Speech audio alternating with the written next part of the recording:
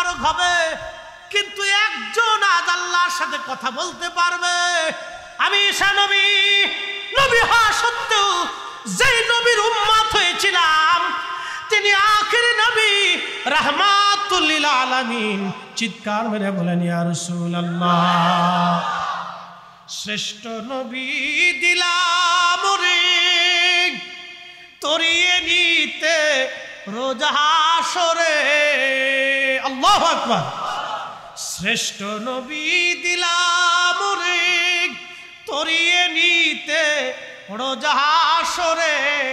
পথ না ভুলি তাই তো দিলে, পথ না ভুলি তাই তো দিলে পাক কোরআনের বাণী। খুদা তোমার মেঘের বাণী, সুন্দর ফুল সুন্দর ফল, মিঠা নদীর পানি। খুদা তোমার মেঘের বাণী। তুমি কতই দিলে রতন, ভাই বারাদার পুত্র স্বজন। খুদা পেলি অন্ন জুগাও, মানি চাই না মানি। খুদা তোমার মেঘের বাণী। বুঝা যায়? ঈসা নবী বলবে, ঈসা আলাইহিস সালাম বলবে, যাও চলো তার কাছে। সমস্ত হাসরবাসী দৌড়ে আসবে, আল্লাহর হাবিবের সামনে দাঁড়ায় দাঁড়ায় কাঁদতে থাকবে। একসাথে বলবেন আল্লাহু আকবার। আবু বকর, ওমর, উসমান, আলী, তালহা, জুবাইর, আব্দুর রহমান ইবনে আউফ, সাদ বিন জুবাইর, সাদ বিন আবি ওয়াক্কাস, আবু উবাইদা ইবনে জাররাহ এবং ইমাম আবু হানিফা, আবু শাফি, ইমাম মালিক, ইমাম হাম্বলি, হুজুর গাউসে বাগ, খাজা মাইনুদ্দিন চিশতি, আজমিরি, সানজারি, বাহাউদ্দিন নাশবন্দি, বুখারী, মুজাদ্দিদ আল-ফাসানি, সার মাযহাব, সার তরিকা, ওলি আল্লাহ, গাউস, কুতুব, নুজাবা, নকওয়া, আখির আবদাল, সবাই আল্লাহর নবীর সামনে দাঁড়ায় কানবার বলবে, ইয়া রাসূলুল্লাহ, হাসরবাসী বড় কষ্টের মধ্যে আছে নবী গো, আপনার উম্মত বড় কষ্টের মধ্যে আছে। এই উম্মতগুলির চোখের পানি দেখার সঙ্গে সঙ্গে আমার নবীর রহমতের দরিয়ে জোশ লেগে যাবে। আল্লাহর নবী ডাক দিবে, উম্মত দাঁড়াও, হ্যাঁ আমি আজকে আল্লাহর সাথে কালাম করব, হ্যাঁ আমি আল্লাহর সাথে আজকে কথা বলবো, তোমরা দাঁড়াও, আমি আল্লাহর দরবারে যাইতেছি।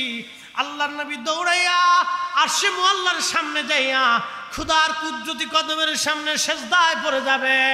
আল্লাহর নবী বলতেছে, উম্মত, আল্লাহ আমার কলবের ভিতরে এমন হামদের বাক্যগুলি ঢুকাই দিবে, আমি এত প্রশংসা আল্লাহর করতে থাকবো।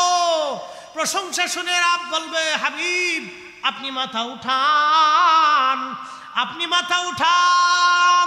আমি বলবো, ইয়া রব হাবলি উম্মতি, আল্লাহ আমার উম্মত গুনাহ করে ফেলছে, ইয়া রাব্বি হাবলি উম্মতি, আল্লাহ আমার উম্মত গুনাহ করে ফেলছে। আল্লাহ ডাক দিবে, হাবিব মাথা উঠান, কাদার জন্য হাসরের মাঠ আমি কায়েম করি নাই। ইয়া রাসূলুল্লাহ আপনি মাথা উঠান, আর আপনি কাঁদবেন না। কি চান, যা চাবেন আমি আল্লাহ ওয়াদা করেছিলাম, ওয়া মিনাল লাইলি ফাতাহাজ্জাদ বিহি নাফিলাতান লাক আসা আইয়াবআসাকা রাব্বুকা মাকামাম মাহমুদা।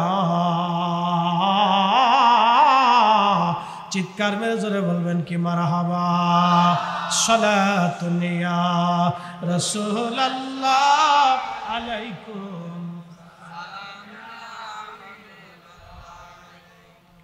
আসসালাতুন ইয়া রাসূলুল্লাহ আলাইকুম, সালামুন ইয়া হাবিবাল্লাহ।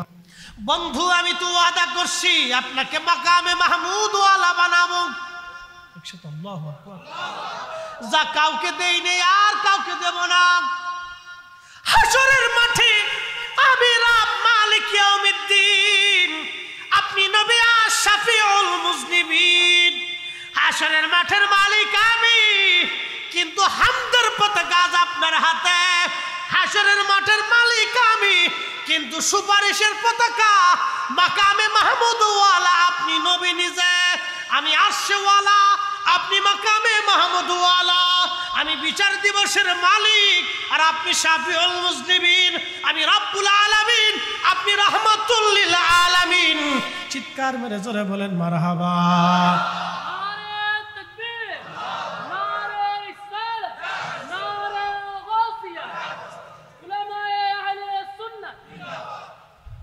এখন কেউ যদি বলে, কোন দলের লোকেরা যদি বলে, কোন গোষ্ঠীর আকীদা যদি হয়, কিয়ামতের ময়দানে রাসূল নিজের চিন্তায় পেরেশান, তাহলে বোঝা গেল সেই দল ভ্রান্ত, তাদের বিশ্বাস আকীদা ভ্রান্ত, তাদের সাথে বিশ্বাস আর জাহান্নামের সার্টিফিকেট কিনে নিয়ে যাওয়া একই কথা। কথা বলে আপনার কি ঈমান আকীদা বুঝে কবরে যেতে, যে না আহলুস সুন্নাত ওয়াল জামাতের কোন বিকল্প, একসাথে বলেন বিকল্প, বিকল্প, বিকল্প হতে পারে একটাই মাত্র নাজি দল আহলুস সুন্নাত ওয়াল জামাত।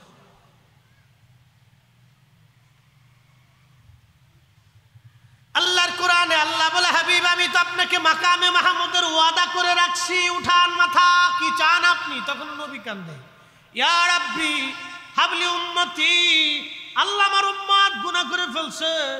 আল্লাহ ডাক দিবে, হাবিব আপনি যান, মাথা উঠান, আপনার পছন্দ অনুযায়ী আপনি যাকে সুপারিশ করবেন, যাকে ক্ষমা করতে বলবেন, আমি আল্লাহ আজকে তাকে ক্ষমা করে দেব।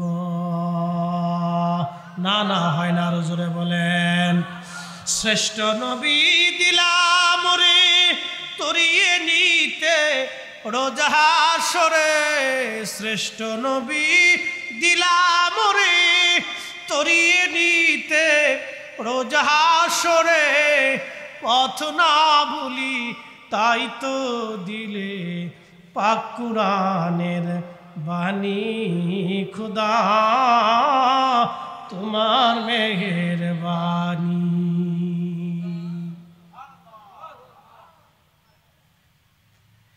আল্লাহর হাবিব মাকামে মাহমুদ ওয়ালা হয়ে গেলেন, হামদের পতাকা, সুপারিশের পতাকা আমার নবীজির হাতে। উম্মত বেছে বেছে বেছে বেছে ডাক দিবে। সাহাবীরা বললেন, ইয়া রাসূলুল্লাহ আপনি উম্মতকে কিভাবে চিনবেন? অথচ আদম নবীর উম্মত, মুসা নবীর উম্মত, ঈসা নবীর উম্মত, ইব্রাহিম নবীর উম্মত, হারুনের উম্মত, ওই দাউদের উম্মত, সুলাইমান আলাইহিমুস সালাতু ওয়াস সালাম নবীদের উম্মত। নবী গো, এত মানুষের ভিড়ে আপনি উম্মতকে কিভাবে চিনবেন? আল্লাহর নবী জবাব দিলেন, উম্মত রে, সাহাবীরা রে, আমার উম্মতেরা 5 ওয়াক্ত ওযু করবে। একসাথে কোন আল্লাহু আকবার। কি করবে? কি করবে? ওযু করে, শুধু ওযু করে চলে আসবে না নামাজ পড়বে? আল্লাহ রাসূল বলেন, আমার উম্মত 5 ওয়াক্ত ওযু করবে, 5 ওয়াক্ত নামাজ পড়বে। ওই ওযুর চিহ্নগুলি ওযু করার কারণে, সাজদা দেওয়ার কারণে, নামাজের কারণে তাদের চেহারায়, ওযুর জায়গায় নূর চমকাইতে থাকবে। কি চমকাবে? ওই নূর চমকানো দেখে আমি আমার উম্মতকে টেনে টেনে টেনে টেনে নিয়ে আসবো। সুবহানাল্লাহ বলা যাবে? বলে আপনারা বলেন, যে ব্যক্তি অরিজিনাল নামাজি সে কি এতিমের হক মারতে পারে? যে ব্যক্তি অরিজিনাল নামাজি সে গরিবের রক্ত চুষতে পারে? হ্যাঁ, ভোট বাইসে বাইসে দিয়ে, মাল খাইয়ে ভোট দিয়েন না। বাংলা ওয়াজ করে দিলাম, কিয়ামতের ময়দানে আপনাকেও দাঁড়াইতে হবে।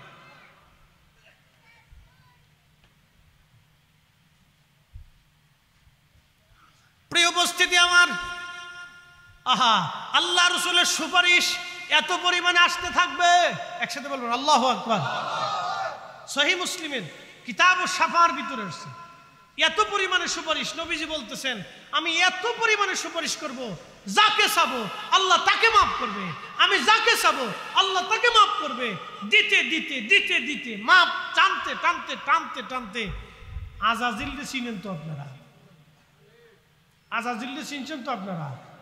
হ্যাঁ, শয়তান আজাজিল সে পর্যন্ত আল্লাহর নবীর সামনের কাছাকাছি এসে দাঁড়ায় থাকবে যদি রসুল আমাকে টেনে নিয়ে যায়। সে আশায় থাকবে। কিসে থাকবে? আশা। মানে এত পরিমাণে টানতেছে, আসো আসো আসো, টানবে, উম্মতকে টেনে টেনে নিবে। একসাথে বলা যাবে আল্লাহু আকবার। যারা রসুলের সুপারিশকে অস্বীকার করছে তাদেরকে টানবে না? কেমনে টানবে? সে তো মানেই নাই। সে তো আল্লাহ রসুলকে মানেই নাই, দুনিয়াতে বিশ্বাসই করে নাই যে কিয়ামতে নবী পেয়ারা রসুল আল্লাহর হাবিব সুপারিশ করতে পারবে। সে তো বিশ্বাস করে নাই। তো যখন বিশ্বাসই করে নাই তো কিয়ামতের ময়দানে আল্লাহ রসুল কি বলবে জানেন? তাদের সামনে পর্দা পড়ে যাবে। পর্দা পড়ার পরে ফেরেশতারা বলবে, ইয়া রাসূলুল্লাহ, সে তো উম্মত।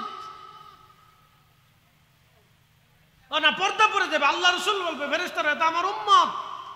ফেরেশতারা বলবে, ইয়া রাসূলুল্লাহ, আপনার উম্মত বটে, কিন্তু আপনার ইন্তেকালের পরে তারা নতুন নতুন মতবাদ, আকীদা, যেগুলো আপনি পোষণ করেন নাই, সাহাবীরা পড়তেন না, উলামায়ে মুতাকাদ্দিমিন, মুতাআখিরিন, সালফে সালিহিন, ওলিয়া উলিয়া, আউলিয়া আতকিয়া, আহলুস সুন্নাত ওয়াল জামাতের উলামা ফুদালারা কোনোদিন করে নাই, কিন্তু তারা এগুলো করত। নতুন নতুন মতবাদ তারা আবিষ্কার করছিল। ইয়া রাসূলুল্লাহ, তারা ইন্তেকালের পরে এই বেদাতের উদ্ভাবন করেছিল, নতুন মতবাদের উদ্ভাবন করেছিল। তখন আল্লাহর নবী বলবেন, সুহকান সুহকান, দূর হয়ে যা, দূর হয়ে যা, দূর হয়ে যা, এই নব্য আবিষ্কৃত বেদাতি আকীদার দল দূর হয়ে যা। শোনেন, মাঝে মধ্যে বন্যা, সাইক্লোন, তুফান, আপদ বিপদ এগুলি আল্লাহ আমাদের উপর চাপাই দেয় না। দাহারাল ফাসাদু ফিল বাররি ওয়াল বাহরি বিমা কাসাবাত আইদিন নাস। এই যে মাঝে মধ্যে বন্যা আসে, তুফান আসে, সাইক্লোন আসে, মহামারী আসে, মহামারী একটা চলে গেছে আর একটা সারা পৃথিবীতে ছড়াচ্ছে। আর একটা মহামারী সারা পৃথিবীতে ছড়িয়ে যাচ্ছে, হবে দুর্গন্ধ ছড়াবে।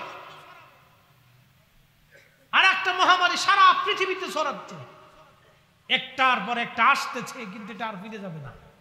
এগুলো আমাদের দুহাতের রুজি, মানুষের দুহাতের রুজি। অন্যায় আর জুলুম, অত্যাচার, অবিচার এত পরিমাণে বেড়ে গেছে যে পদ্মা সেতুর টাকার দরকার ৩২,০০০ কোটি, আর এক ব্যক্তি দরবেশ চুরি করে নিয়ে গেছে ৩৬,০০০ কোটি। একটা মানুষের জীবনে কত টাকার দরকার হয়? একজন মানুষের জীবনে কত টাকার প্রয়োজন হয় বলে? এক একজনের নিচে ২,০০০ কোটি, কেউ ৫,০০০ কোটি, কেউ ১০,০০০ কোটি, কেউ হাজার হাজার কোটি, কেউ শত শত কোটি নিয়ে চলে গেছে। কার টাকা নিছে? আমাদের সবার টাকা নিয়ে গেছে।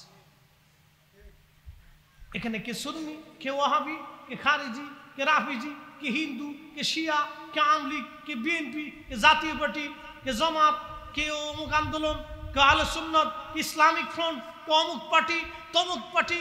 কারো পার্টি দেখে তারা টাকা নেয় নেই, আপামর সব জনতার টাকা তারা একবারে চুইসা আমাদের রক্ত পরিষ্কার করে নিয়ে চলে গেছে। ঠিক আসতে বললেন কেন? জোরে বলে।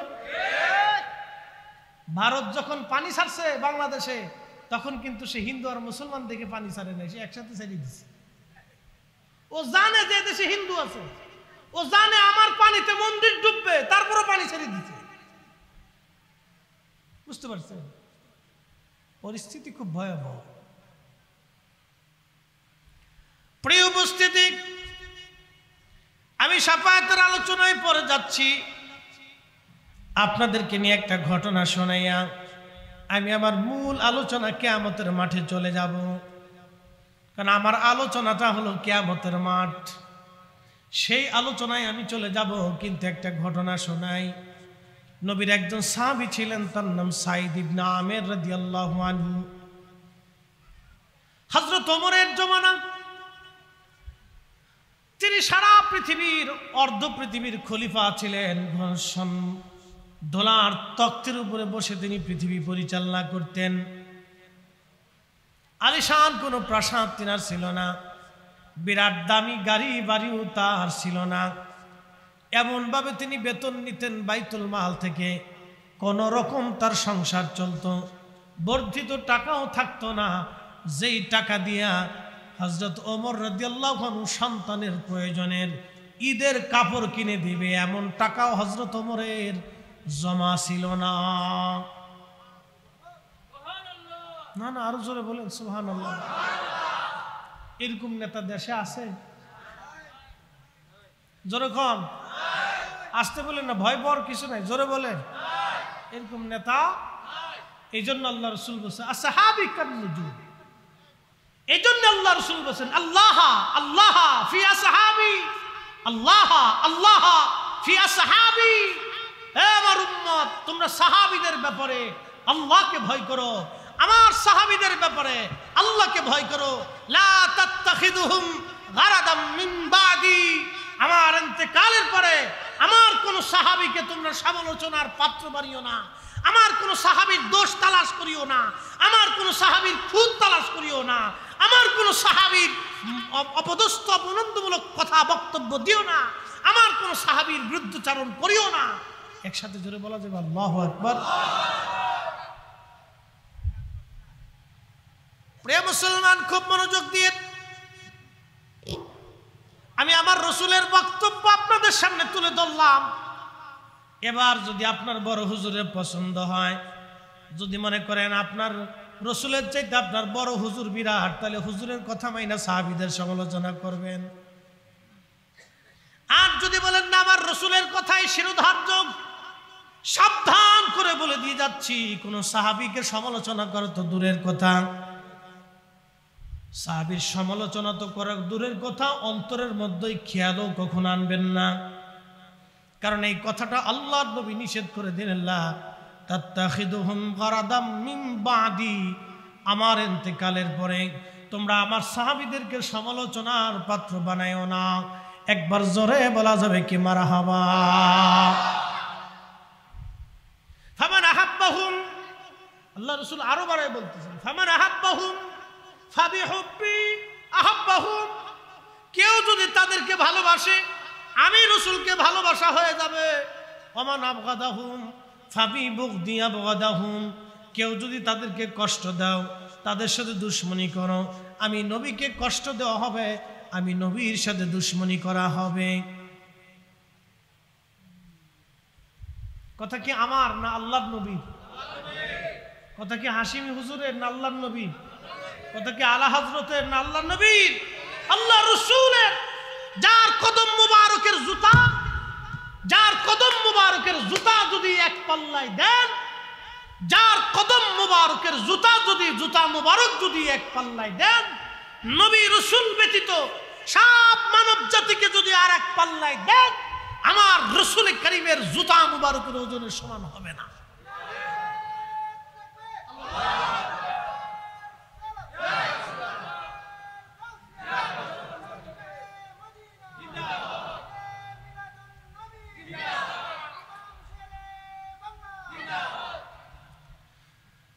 চট্টগ্রামবাসী, এটি কি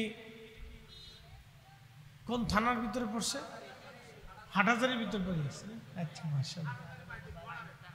হাটার বাইজিৎ থানার হাটহাজারী বর্ডার আর কি। আচ্ছা যাক, তাহলে অসুবিধা। চট্টগ্রাম কই শেষে বাইজিদের লোক কবে হুজুর আমরার নাম কইল না, আবার বাইজিদের কথা বললে হাটহাজারীর লোক হুজুর আমরার কথা কইল না। তাহলে দুই থানার লোক যেহেতু আছে, তাহলে আমরা চট্টগ্রামবাসী খুব মনোযোগ দিবেন। আমি যে কথা বলছিলাম ইম্পর্টেন্ট। রাসূল কারীমের সাহাবী সাঈদ ইবনে আমের, তিনি হিমসের গভর্নর ছিলেন। আমি হাসরের মাঠে যাইতেছি, কিন্তু তাদের জীবনীটা তুলে ধরি। আমরা হুজুররা যদি ভোটে দাঁড়াই, তাহলে আমাদের দেশের মানুষ আমরা ভোট দেয় না। কি কয় জানেন? হুজুরগার আবার নির্বাচনের দরকার কি? হুজুরগার যে নির্বাচনের দরকার কি, এই যে এখন চুরি করার পরে বুঝতে পারছে। ঠিক কর না, আসতে কর। উচিত কথা সমর্থন করাটাও এটাও জিহাদ। আরে কোন হুজুর যদি, কোন পীর সাহেব যদি এমপি হয়, মন্ত্রী হয়, জীবনে চুরি চিন্তা করবে না। এই চিন্তা মাথায় আনবেন না। কারণ আপনার টাকা নিয়ে কিয়ামতের ময়দানে আমি আল্লাহর সামনে দাঁড়াইয়া জবাবদিহিতা করব, এত শখ আমার জুটছে না। এত শখ আমার জুটছে না। এদেশের 18 কোটি মানুষের টাকা নিয়ে কিয়ামতের ময়দানে মামলার আসামি হব, এত শখ আলেমুল আমাদের হয় নাই।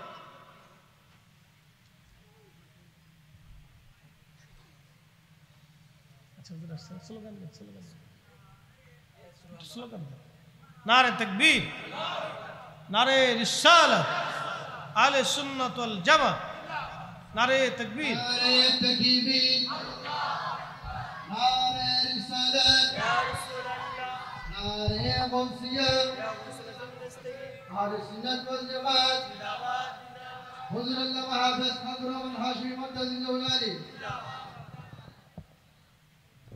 আমরা বসি ইনশাআল্লাহ, একসাথে বলি মারহাবা। প্রিয় মুসলমান, আল্লাহর নবী সাহাবী হিমসের গভর্নর ছিলেন হযরত ওমর রাদিয়াল্লাহু আনহু। চিন্তা করলেন, আমি হিমস থেকে ঘুরে আসি, জনগণের হালত আমি একটু জেনে আসি। হিমসে যখন তিনি আসলেন তখন তিনি মসজিদে উপস্থিত হলেন। আগের গভর্নর আমির উমরা যারা ছিলেন তারা নামাজ পড়াইতেন। মসজিদের জুমাতে খতিব ছিলেন। প্রত্যেক জুমাতে উনি জনগণের সুযোগ সুবিধা অসুবিধা দেখতেন, শুনতেন, এবং তিনি প্রত্যেক জুমাতে তার রাষ্ট্রের কার্যাবলীর হিসাব বুঝাই দিতেন। আমার বাংলাদেশের প্রত্যেকটা সেকশনে যত সময় পর্যন্ত জবাবদিহিতা না আসবে, সরকারি কর্মচারী কর্মকর্তা আমলা তাদের সম্পদের হিসাব প্রত্যেক বছরে পার্ট টু পার্ট বুঝাই না দেওয়ার যত সময় জবাব দিতে না আসবে, তত সময় পর্যন্ত এই চুরি আপনি থামাইতে পারবেন না। এ দল চলে গেছে, আর এক দল আসবে, কেউ চিন্তা করবে মারিং টু মারিং। ও মেরে দিয়ে 600 কোটি টাকার মালিক হয়েছে, আমি 1200 কোটি টাকার মালিক হব। এই জন্য জবাবদিহিতার আওতায় আনতে হবে সব সেকশনটাকে। জবাবদিহিতার আওতায় আনার পরে এটার নামই ইসলাম। হযরত ওমর রাদিয়াল্লাহু আনহু তিনি হিমসের জনগণকে ডাকলেন, মসজিদে উপস্থিত, জিজ্ঞেস করলেন, হ্যাঁ হিমসের বাসিন্দারা, তোমরা বলো, আমি যে গভর্নর তোমাদের জন্য নিযুক্ত করেছি তার সম্পর্কে তোমাদের অভিযোগ আছে কিনা? প্রকাশ্য তোমরা বলো। যদি অভিযোগ থাকে তাহলে এক্ষুনি তাকে আমি বহিষ্কার করে অন্য প্রশাসক দিয়ে আমি চলে যাব। চিন্তা করতে পারছেন মুসলমান কত সুখে ছিল সেই দিন, আর মুসলমান কি আদর্শের উপরে প্রতিষ্ঠিত ছিল সেই দিন। আপনাদেরকে একটা কথা বলি, কেউ যদি সারা রাত্র তাহাজ্জুদ নামাজ পড়ে ইবাদত করে জিকিরি ফিকিরে কাটায় আর মানুষের হক মেরে দিয়ে কাবা ঘরে দিয়ে যদি জিয়ারত করে, আল্লাহর কসম করে বলি একটা সেজদাও তার আল্লাহর দরবারে কবুল হবে না। আপনি ঠিক বললেও ঠিক, না ঠিক বললেও ঠিক, কবুল হবেই না, কারণ ওর রক্তের ভিতরে বিষ মিশে রয়েছে। প্রিয় মুসলমান, হযরত ওমর রাদিয়াল্লাহু তাআলা আনহু জিজ্ঞেস করলেন, হিমসের জনগণ বলো অভিযোগ কিছু আছে কিনা? বলে, আমিরুল মুমিনিন, আমাদের কয়েকটা অভিযোগ আছে গভর্নরের বিষয়ে। হযরত ওমর চিন্তায় পড়ে গেলেন। সাইদ ইবনে আমের রাসূল করিমের সাহাবী, নবী সাহাবীর বিরুদ্ধে অভিযোগ যদি হয় তাহলে তো পৃথিবীর ইতিহাস পাল্টে যাবে। চিন্তায় পড়ে গেলেন। তিনি বললেন, কি অভিযোগ বলো? প্রথম অভিযোগ হলো, আমাদের হযরত সাইদ ইবনে আমের সকালবেলা কাজে আসেন, তিনি রাষ্ট্রের দায়িত্ব পালন করার জন্য উনি আসেন, কিন্তু ওনার আসাটা দেরি হয়ে যায়। উনি কেন দেরি করে আসেন তার জবাব আমরা চাই। হযরত ওমর বললেন, সাইদ ইবনে আমের, আপনি জবাব দিয়ে দেন, আপনি রাসূলুল্লাহ সাহাবী, আল্লাহর হাবিবের সাহাবী, আপনি সুন্দর জবাব আপনার কাছ থেকে আশা করি। সাইদ ইবনে আমের রাদিয়াল্লাহু আনহু বললেন, আমিরুল মুমিনিন, বিষয়টা গোপন রাখতে চাইছিলাম, কিন্তু প্রকাশ করতেই যেহেতু হবে, নতুবা জনগণ আমাকে সন্দেহ করবে। আমিরুল মুমিনিন শুনেন, আমি যদিও হিমসের গভর্নর, কিন্তু আপনি তো জানেন আমি বাইতুল মাল থেকে সামান্য বেতন নেই। গভর্নরের দায়িত্বের কোনো বেতন আমার নাই, আমি অত্যন্ত হীন, দরিদ্রতম জীবন যাপন করি, আমার বাড়িতে কোনো কাজের লোক নাই, আমি নিজে সকালবেলা বাড়িঘর পরিষ্কার করি, আমি নিজে আটা গুলাইয়া রুটি বানাইয়া সেই রুটি খেয়ে কাজবাজ সেরে তারপরে আসি, এই জন্য আমার দেরি হয়ে যায়। আমি ইচ্ছা করে দেরি করি না, আমার কাজের জন্য দেরি হয়ে যায়। একবার জোরে বলা যাবে কে মারহাবা। কি বুঝলেন? বাংলাদেশে এরকম একজন নেতা পেয়েছি, এটার নাম মৌলানা ভাসানী সাহেব। এই একটা নেতা ছিল আব্দুল হামিদ খান ভাসানী, আর যার পরে যাইছে সব খালি স্বার্থবাদী। আপনি ঠিক বললেও ঠিক, না ঠিক বললেও ঠিক, উচিত কথার ভাত নাই এদেশে।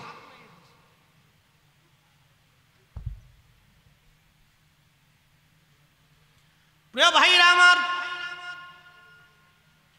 হযরত সাঈদ ইবনে আমির রাদিয়াল্লাহু আনহু, জনগণ বলতেছে আমিরুল মুমিনিন আরেকটা অভিযোগ আমাদের আছে। বলে কি অভিযোগ? অভিযোগ হলো আমরা দিনের ভাগে তাকে কাজে পাই, কিন্তু রাত্রিবেলা ডাকলে সে সাড়া দেয় না। রাতের বেলা ডাকলে সে সাড়া দেয় না, কারণ কি বুঝলাম না। লোকেরা বলল এর প্রশ্নের জবাব আমাদেরকে দিতে হবে। হযরত ওমর বললেন সাঈদ ইবনে আমির জবাব আপনি দিয়ে দেন। সাঈদ ইবনে আমির বললেন হুজুর আমি চাইছিলাম গোপন রাখার জন্য, কিন্তু গোপন আর রাখতে পারলাম না। আমি সারা রাত্র ভরে ভরে আল্লাহর ইবাদত করি, দিনের ভাগে মানুষের কাজ করি, আর সারা রাত্র আমি আমার মালিকের কাজ করি। একবার জোরে বলা যাবে কি সুবহানাল্লাহ। এরকম নেতা, এরকম প্রশাসক, গভর্নর, রাষ্ট্রপ্রধান একজন সারা দুনিয়া খুঁজে বের করে দেন ছিল। শাহ জালাল আমিনী, শাহ পরান, শাহ মাকদুম, খাজা বাবা আজমিরি, মুজাদ্দিদ আল ফিসানি, কুতুবউদ্দিন কাকি, নিজামউদ্দিন আউলিয়া, তারা রাজত্ব করেন নাই বটে, কিন্তু তারা মানুষের জন্য জীবন দিয়ে গেছেন। মানুষের জন্য, মানুষের মুক্তির জন্য সারা জীবন কষ্ট করে গেছেন। আরে শাহজালাল ইয়ামানি শুধু খানকার পীর ছিলেন না, উনি তলোয়ারও ধরেছেন এই জমিনে হক আদায় করার জন্য। কথা কোন ঠিক কিনা? আমরা ভোটে দাঁড়াইলে আপনারাই কবেন যে হুজুরকার ভোটের দরকার কি? জনগণই কয় যে হুজুরের ভোটের দরকার কি? যতদিন হুজুরদেরকে ভোট না দিবেন ততদিন এরকম আপনাদেরকে পস্তাইতে হবে। 20 বছর আগে যে রিক্সা চালাইছেন 20 বছর পরে রিক্সায় চালাইতে হবে। যতদিন হুজুরগারে ভোট না দিবেন ততদিন পর্যন্ত আপনাকে ওই বৃষ্টি নামলে ওই আপনার কি বলে চিটাগাং শহরে মাজা পর্যন্ত পানি বেঁধেই থাকে।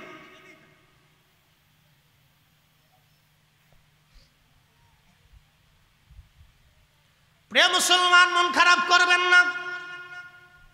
আমাদের দরকার ভালো মানুষ। কি কথা বল না কেন? আমাদের দরকার কি মানুষ? ভালো মানুষ। রাজনীতি হলো মানুষের জন্য। রাজনীতির অর্থ এটা না যে আমরা খুনাখুনি করবো, গুড়াগুলি করবো, মারামারি করবো, কাটাকাটি করবো, এটা না। রাজনীতির মূল থিমটা হলো মানুষের উপকারের জন্য, কিন্তু চেঞ্জ হয়ে গেছে বিভিন্ন কারণে। যাই হোক বন্ধুগণ, আমি মূল আলোচনায় ফিরে যাচ্ছি। লোকেরা বলল হুজুর আরো একটা অভিযোগ আমাদের আছে। বলে কি অভিযোগ? অভিযোগ হলো মাসে একটা দিন সে কোনো কাজে আসে না। ব্যাপারটা বুঝলাম না, সে ওই দিনটা কোথা থেকে ছুটি নিল, কার কাছ থেকে নিল? সাঈদ ইবনে আমির বলেন আমিরুল মুমিনিন ক্ষমা করবেন, আমার একটা মাত্র জুব্বা, দ্বিতীয় আর কোনো জুব্বা আমার নাই। আল্লাহু আকবার। কয়টা জুব্বা? একটাই জুব্বা। তিনি গভর্নর, একটা প্রদেশের, হিমস প্রদেশের তিনি গভর্নর, তার একটাই জুব্বা, দ্বিতীয় আর কোনো জুব্বা তার নাই। আমানতের কি পরিপূর্ণ আমানতদারিতা হলে, রাসূল কারীমের আদর্শে আদর্শবান হলে সাহাবা এরকমের ছিলেন। এই জন্য আল্লাহ রাসূল বলছেন লা তাত্তাখিদুহুম গারাদাম মিন বাদি, আমার পরে আমার কোন সাহাবী নিয়ে তোমরা সমালোচনা করবে না, তাদেরকে সমালোচনার পাত্র বানাবে না, তাদের দোষ ত্রুটি খুঁজে বেড়াবে না। যারা বেড়াবে সব পেটে শয়তানের দালাল। কথা বলেন ঠিক না বেটি? এগুলি সব ইমাম চোর, ইমাম চুরি করার জন্য আসছে। প্রিয় চিটাগাংবাসী খুব মনোযোগ দিবেন। এখন একটু চিন্তা করেন তো, তারা আল্লাহর হাবিবের আদর্শটাকে কত পরিপূর্ণভাবে মেনে চলেছেন। পক্ষান্তরে যারা এর বিপরীত হবে, জনগণের সম্পদ যারা মেরে খাবে, তাদের ভয়াবহ পরিণতি কি? সামনের দিকে যাইতেছি, সুপারিশ কার জন্য হবে আর কার জন্য সুপারিশ হবে না সেটাও আজকে বলে দিয়ে যাব।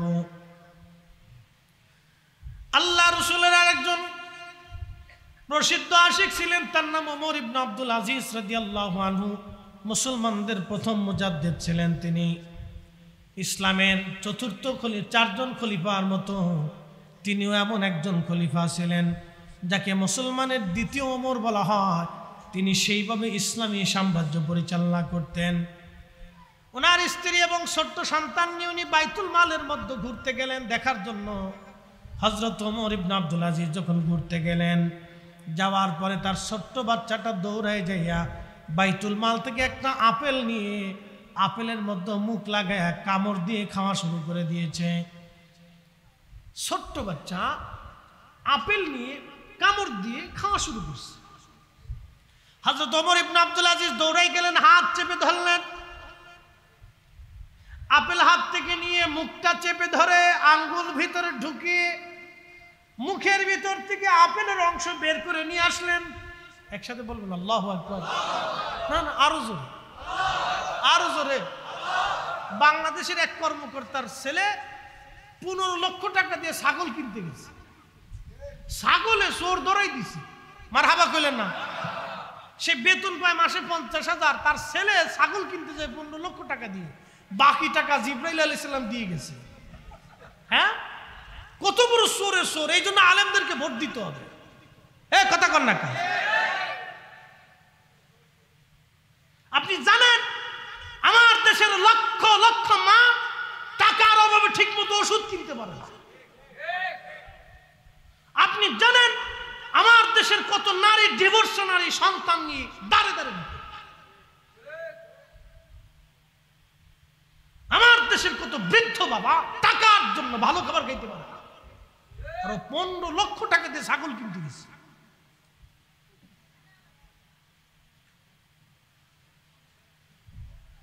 কর্মকর্তার ছেলে 1 কোটি টাকার গাড়িতে চলে, টাকা মনে হয় সব ফেরেশতারা দিয়ে গেছে। প্রিয় মুসলমান, এগুলি অন্যায়, এগুলি জুলুম। মানুষের সাথে জুলুম, গরিবের সাথে জুলুম, অভাবীর সাথে জুলুম, দুস্থের সাথে জুলুম, এতিমের সাথে জুলুম, বৃদ্ধ লোকের সাথে জুলুম, বৃদ্ধার সাথে জুলুম। আল্লাহর কসম করে বলি, এই জুলুম যারা করবে কিয়ামতের ময়দানে আমার রাসূলের সুপারিশ তাদের নসিবে হবে না, হবে না, হবে না। আসতেছি, হাসরের মাঠে চলে যাচ্ছি। হযরতে ওমর ইবনে আব্দুল আজিজের স্ত্রীর নাম ছিল ফাতেমা রাহিমাহুল্লাহ। তিনি বললেন, স্বামী আমার, ছেলেটা একটা না বুঝে আপেল খেয়ে ফেললো, কামড় দিয়ে মুখে দিয়েছে, আপনি মুখ থেকে বের করে নিয়ে আসলেন, আপনি কষ্ট না দিলেও তো পারতেন। তখন হযরত ওমর ইবনে আব্দুল আজিজ জবাব দিলেন, বিবি রে, আজকে আমার ছেলেটা বাইতুল মালে জনগণের সম্পদ খেয়ে ফেলে দিয়ে যাচ্ছে। আমি ওমর ইবনে আব্দুল আজিজ জীবন্ত বাধা প্রয়োগ করলাম না এই একটা আপেলের জন্য। কিয়ামতের ময়দানে আল্লাহর আদালতে জনগণের হিসাব নিয়ে আমি আল্লাহর আদালতের কাঠগড়ায় আসামি হয়ে দাঁড়াইতে পারবো না। ওই কষ্টের চাইতে আমার ছেলে কষ্ট পাক, তাতে আমার কোনো অন্তরে ব্যথা লাগবে না। ওই কষ্টের চাইতে এই কষ্টটা সহজ, কিন্তু হাসরের ময়দানের কষ্টটা বেশি ভয়াবহ হবে। একবার জোরে বলা যাবে কি আল্লাহু আকবার? ইসলাম মুসলমান চিনে দা। আমরা হুজুরা ভোটে দাঁড়াইলে আপনি বলবেন যে হুজুরের আবার ভোটের দরকার। 500 টাকা না মারলে তো জীবনে ভোট দিবেন না, ঘরের ভিতরে মাল না দিয়ে আসলে ভোট দিবেন না। নির্বাচনের সময় খরচ করছে 50 কোটি, 5 বছর উসুল করে নিয়ে গেছে 500 কোটি। জানেন আপনার মাথার উপর কাঁঠাল কিভাবে ভেঙে খেয়েছে? আপনি ঠিক বললেও ঠিক, না ঠিক বললেও ঠিক, এটাই এত বছর ধরে হয়েছে। আমি সত্য কথা বলতেছি, দুঃখের সাথে কথাগুলো আজকে বলতে হচ্ছে আমাদের জনগণ আমাদেরকে সারা জীবন ভুল বুঝছে, সারা জীবন আমাদেরকে ভুল বুঝছে।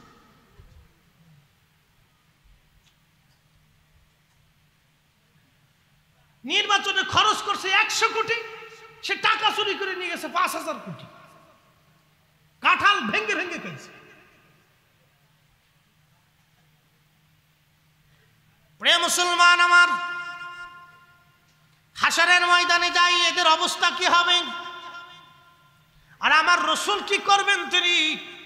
এখন চলে আসি হাশরের ময়দানে, চলে যাই। কোরআন বলতেছে তারুজুল মালাইকাতু ওয়ার রূহু ইলাইহি ফি ইয়াউমিন কানা মিকদারুহু 50 আলফ সানা। হাশরের মাঠের একটা দিন দুনিয়ার 50,000 বছর এক জায়গা করলে যত বিরাট হবে, হাশরের মাঠের একটা দিন হবে তত বিরাট। এই আয়াত নাজিল হলো হযরত আবু হুরায়রা রাদিয়াল্লাহু আনহু, তিনি বসে আছেন মসজিদে নববীতে। মসজিদে নববীতে বসে থাকার পরে এক সাহাবী আসছে, সে অনেক ধনী, বিরাট বড় তার ছাগলের পাল, উটের পাল, মহিষের পাল আছে, অনেক বড় বড় খেজুরের বাগান। আগে যাদের খেজুরের বাগান এবং পশু বেশি ছিল, জমিন বেশি ছিল, তারা বেশি ধনী ছিল। তখন লোকেরা পরিচয় করলো আবু হুরায়রা এই লোকটা অনেক ধনী। হযরত আবু হুরায়রা বললেন, হযরত আবু হুরায়রা রাদিয়াল্লাহু আনহু বললেন, ও আল্লাহর বান্দা নবীর সাহাবী, আপনি কিয়ামতের কঠিন মাঠ থেকে বাঁচার চেষ্টা করেন, আপনি কিয়ামতের ময়দানে সম্পদের ক্ষতি থেকে আপনি বাঁচার চেষ্টা করেন। ওই লোকটা ডাক দিয়ে বলতেছে, আবু হুরায়রা, আমি আপনার বিষয় বুঝলাম না, একটু ভেঙ্গে বলেন।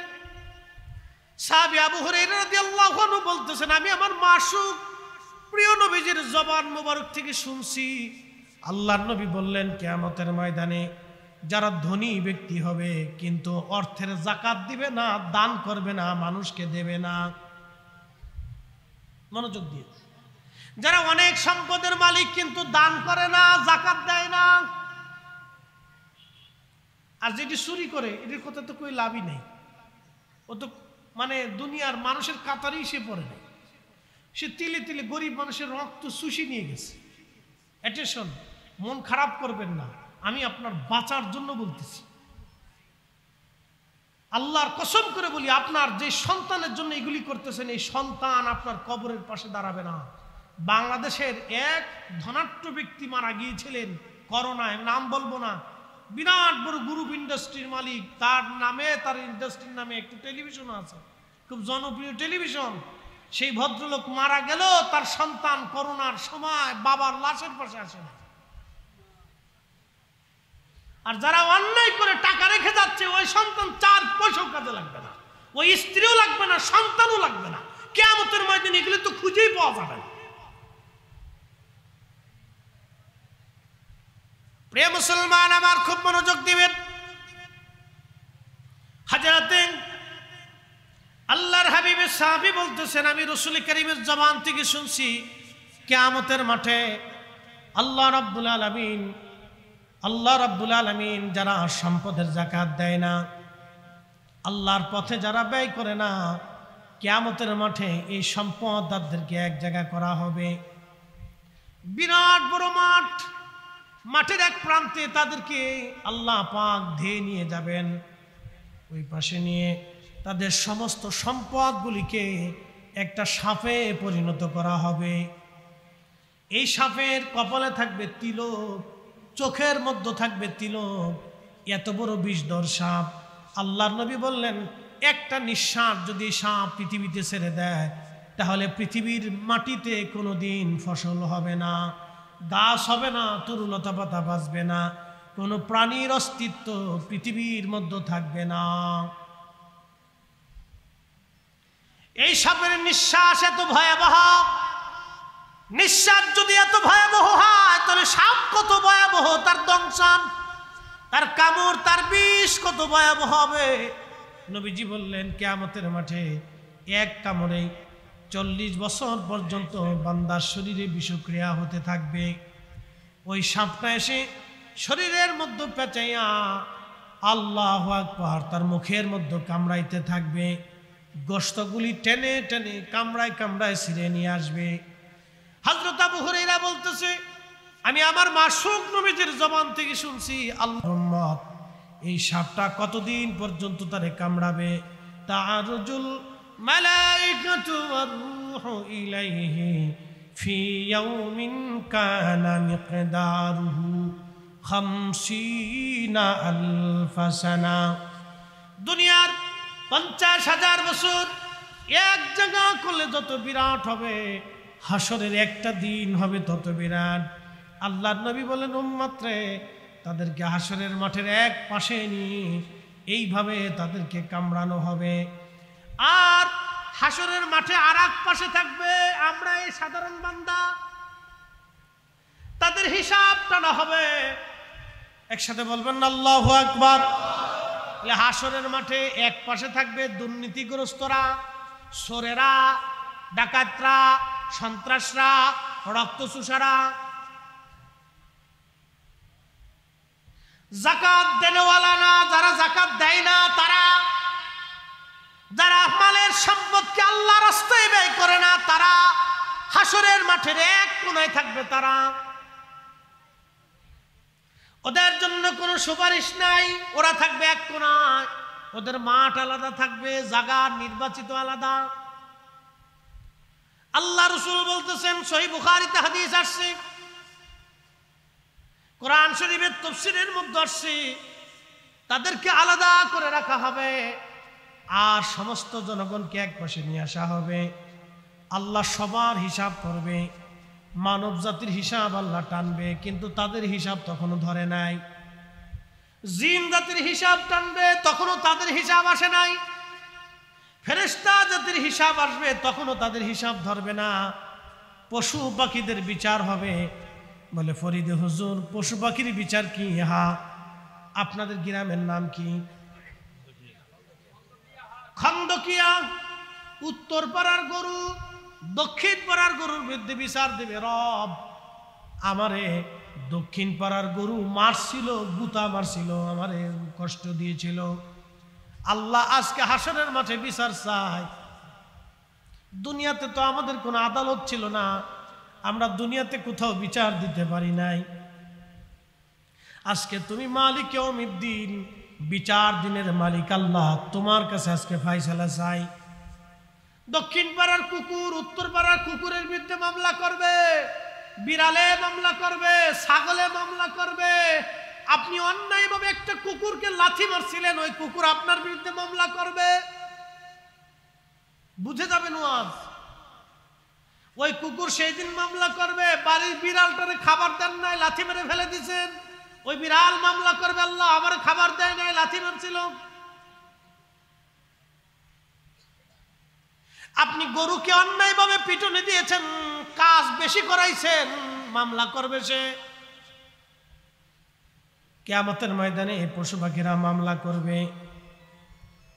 আল্লাহ রাব্বুল আলামিন সেই দিন পশু পাখিদেরও বিচার করবেন। সেই দিন আমার আল্লাহ সমানভাবে বিচারের ফয়সালা দিয়ে দিবেন। কিন্তু বিচার হওয়ার পরে পশু পাখিরা, মানব আর জিন, ফেরেশতা ছাড়া সবাই মাটি হয়ে যাবে। শুধু এই তিন জাতি মাটি হবে না, মানুষ, জিন আর ফেরেশতা এরা মাটি হবে না। বাকি সমস্ত পশু পাখিরা মাটি হয়ে যাবে, আল্লাহ তাদেরকে মাটির সাথে মিশাই দিবে।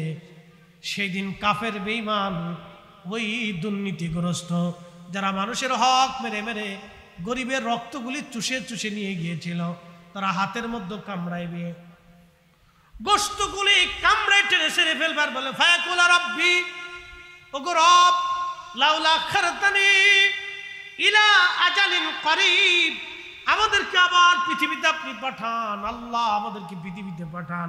হাতের গোশত কামড়াবে, দেহের গোশত কামড়ায় কামড়ায় টেনে ছেড়ে ফেলবে।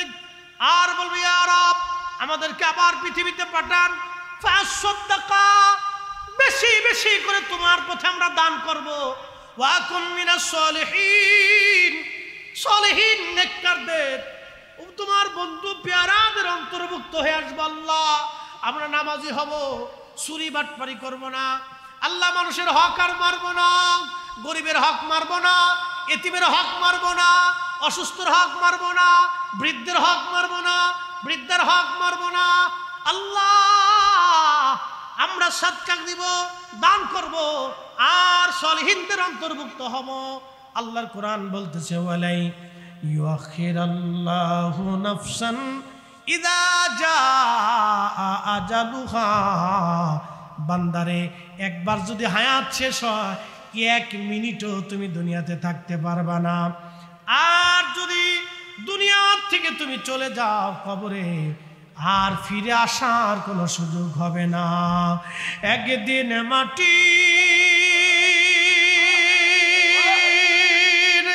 ভিতরে হবে ঘরে, মন আমার কেন বান্ধ দালান ঘর, মন আমার কেন বান্ধ দালান ঘর। কষ্ট হচ্ছে আপনাদের? কথা কি বোঝা যায়? বুঝতে হবে আমাদেরকে। আমাদের প্রত্যেকটা মুসলমানকে এগুলি যদি বুঝতে পারি, তাহলে আমরা আগামীতে ভালো মানুষকে নির্বাচন করব। সে আলেম হোক, জেনারেল হোক, তাকে সৎ হতে হবে, ভালো ব্যক্তিত্ব হতে হবে। কি কথা কর না কেন? ভালো একজন ব্যক্তিত্বকে আমাদেরকে শনাক্ত করতে হবে, যে আমাদের লিডার বানাইতে হবে তাকে। তাহলে আবার 20 বছর আমাদেরকে পস্তাইতে হবে, আবার পস্তাইতে হবে। যে রিক্সা চালায় সে রিক্সাই চালাবে, যে দিন মজুরি করে সে দিন মজুরি করবে, যে কামলা সে কামলা, সে ভিক্ষা করে যে ভিক্ষাই করতে থাকবে।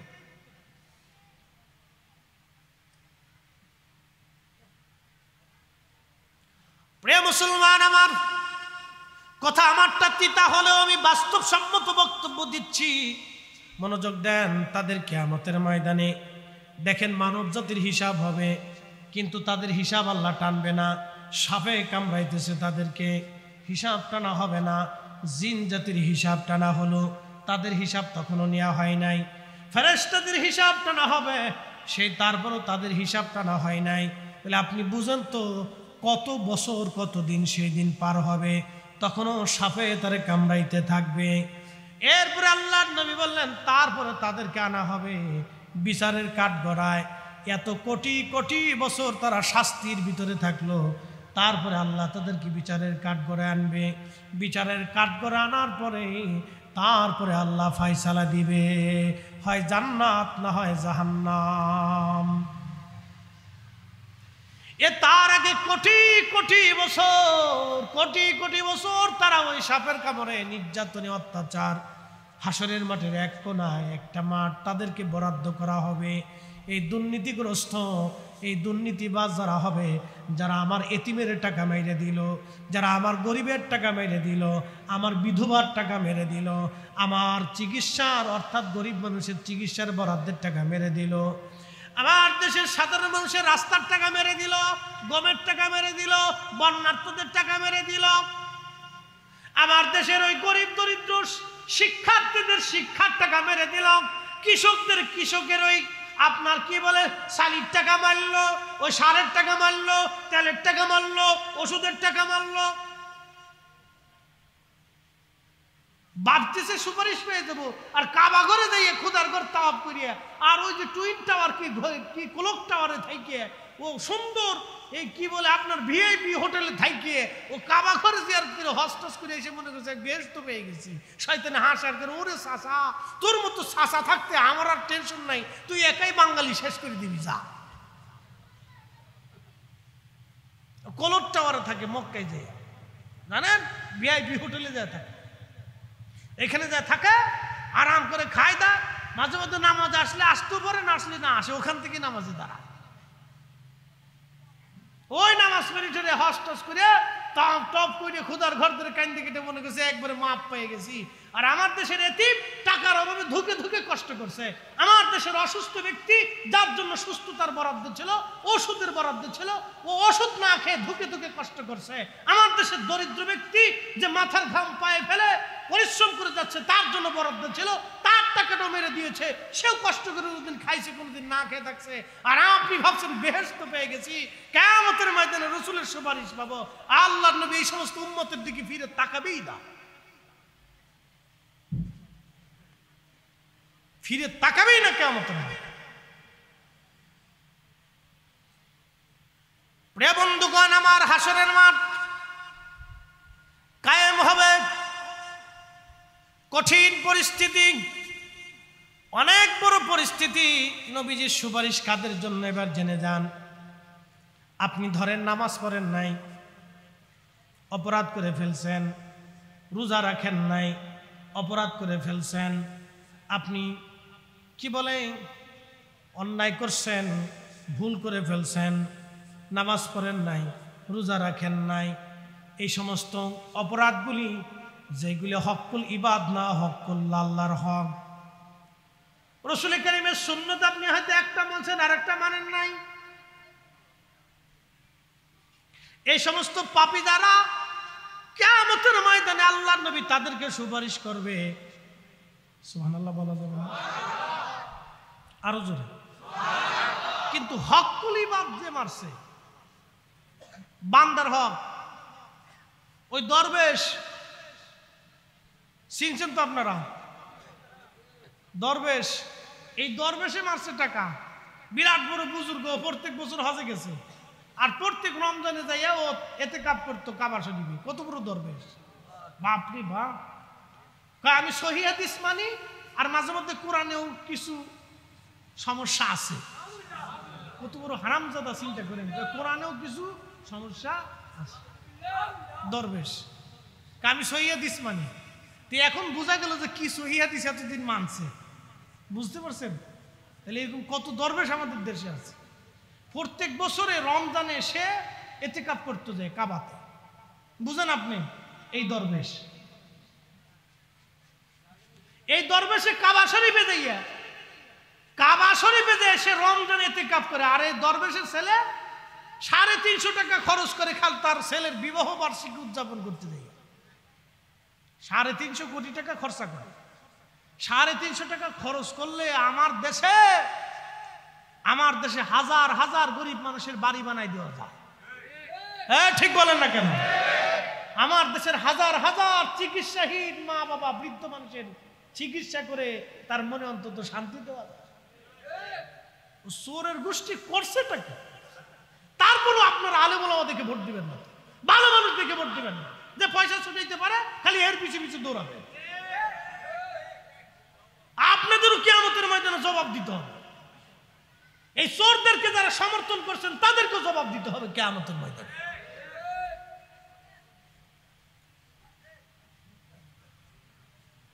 প্রিয় উপস্থিতি,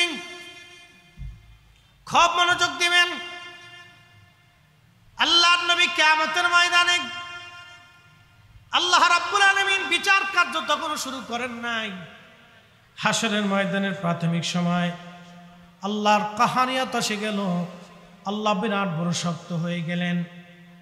আল্লাহ এখন বুক মেজাজি, আল্লাহ পাক রুদ্র হয়ে গেছেন, একেবারে রাগ।